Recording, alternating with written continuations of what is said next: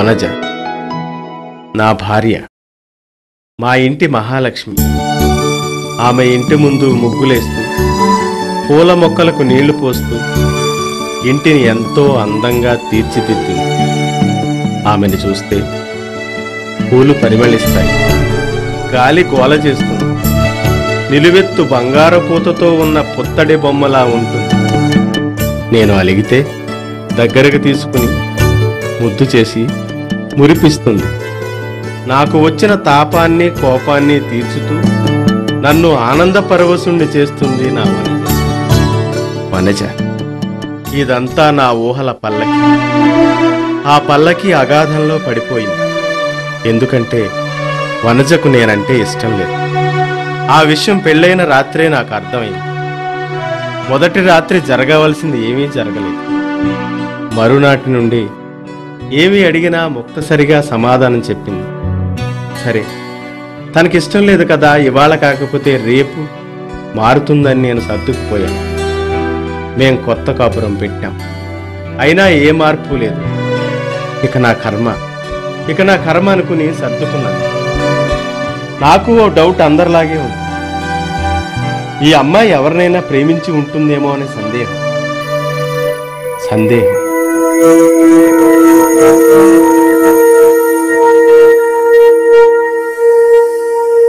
వనజ, మంచినీళ్ళు తీసుకురా.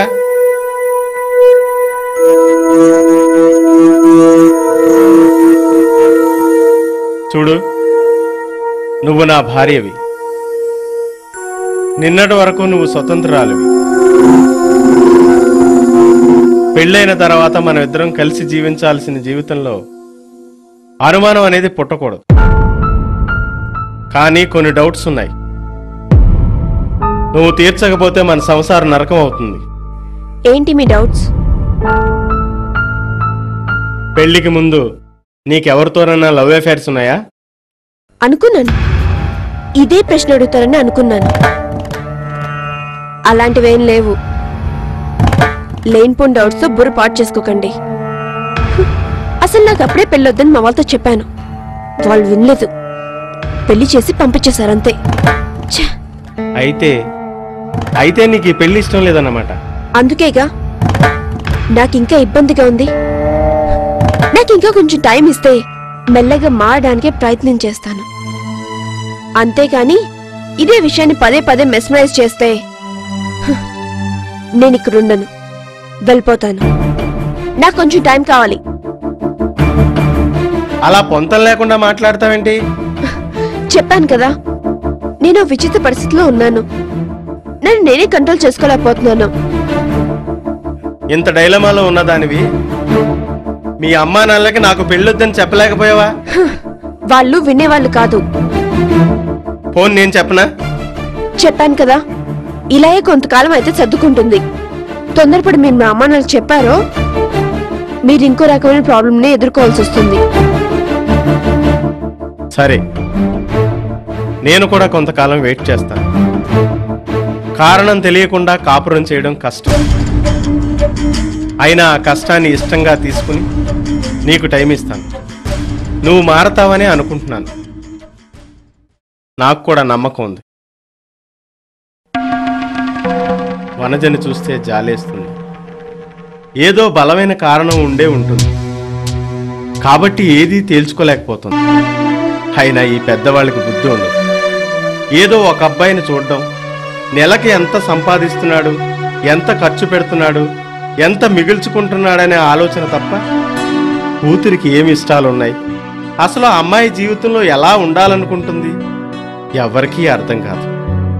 కాస్త అర్థం చేసుకుంటే ఎంత బాగుంటుంది.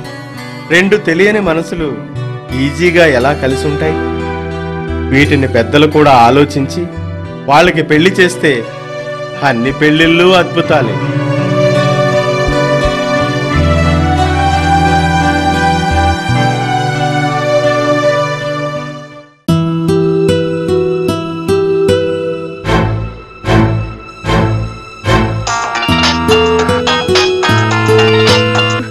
హలో రాజేష్, వద్దు.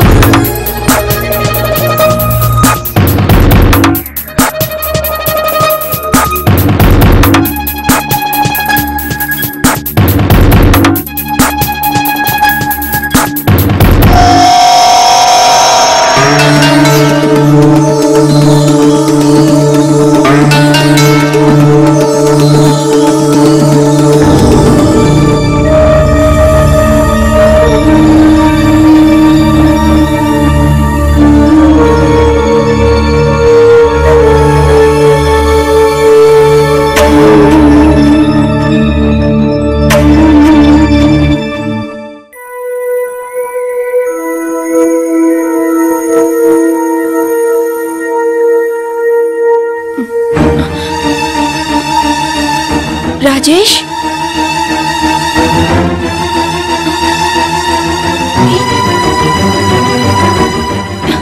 ఏంటిది?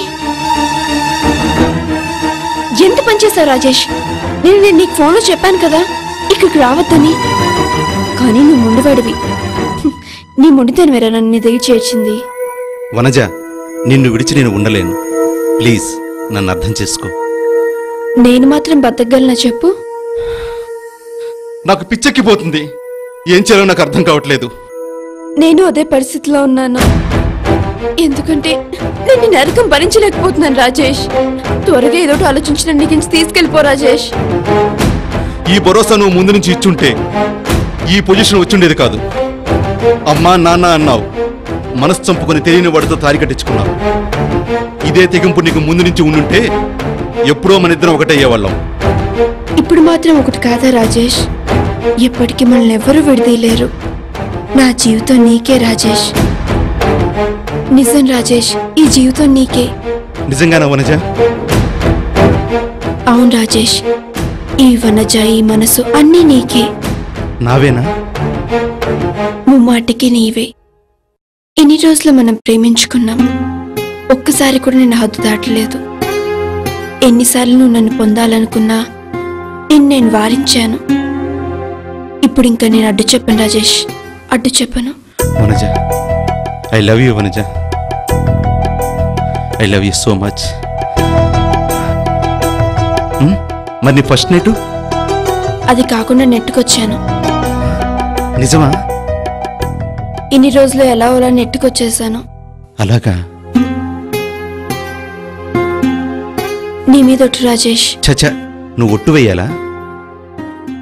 రాజేష్,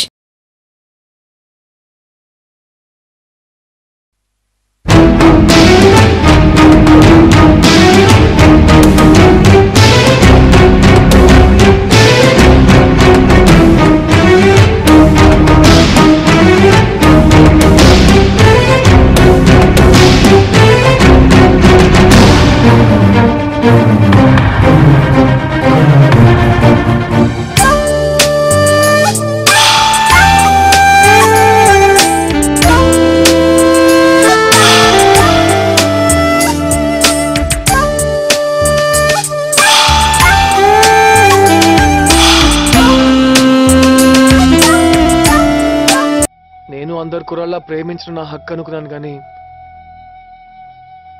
ప్రేమ అంటే బాధ్యతని నాకు తెలియదు. కుటుంబం అంటే అమ్మ నాన్న ఉండటం అనుకున్నానే, కానీ అందరు కలిసి ఉండటాన్ని నాకు తెలియదు సార్.